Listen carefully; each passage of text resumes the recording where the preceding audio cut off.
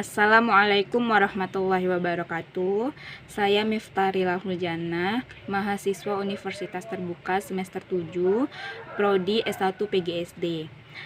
Di sini saya akan melakukan kegiatan praktikum IPA di SD. Adapun tujuan praktikum yang saya lakukan adalah mengamati ciri-ciri makhluk hidup yang ada di sekitar tempat tinggal. Adapun alat dan bahannya sudah saya siapkan, yaitu alat tulis dan tabel pengamatan. Nanti saya akan mengamati 5 jenis hewan dan 5 jenis tumbuhan. Baiklah, akan saya jelaskan sedikit ciri-ciri makhluk hidup. Di sini ciri-ciri makhluk hidup itu yang pertama perlu makan atau nutrisi, yang kedua bernafas, yang ketiga bergerak, dan yang keempat berkembang biak.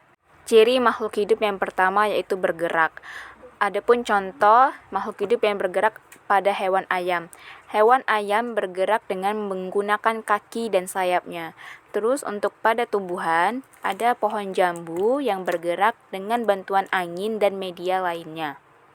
Ciri makhluk hidup yang kedua yaitu bernafas. Contoh ciri makhluk hidup bernafas ada pada hewan kucing.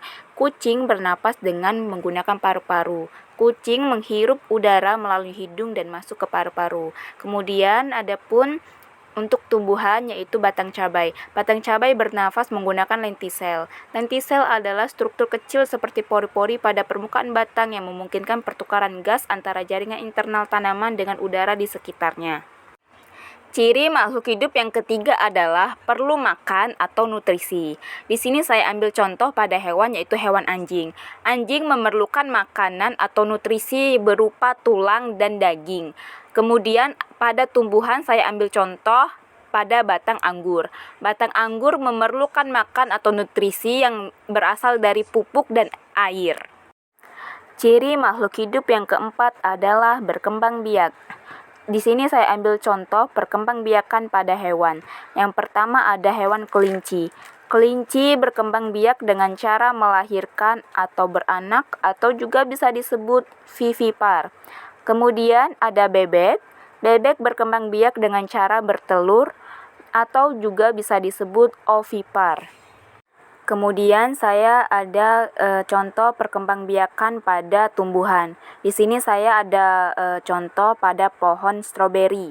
Pohon stroberi itu perkembangbiakannya dengan metode vegetatif, yaitu metode perkembangbiakan tanaman tanpa melalui proses penyerbukan dan pembentukan biji. Biasanya batang stroberi paling umum digunakan adalah dengan metode geragi. Geragi adalah batang stroberi yang menjalar di tanah dan menghasilkan tunas baru yang dapat tumbuh menjadi tanaman stroberi baru. Kemudian di sini ada batang kedelai. Batang kedelai juga sama seperti batang stroberi, yaitu berkembang biak dengan menggunakan metode vegetatif. Di sini metode pengembangbiakan vegetatif yang banyak digunakan pada kedelai adalah dengan metode cangkok. Cangkok adalah teknik menempelkan batang kedelai yang sehat ke batang pohon kedelai lain.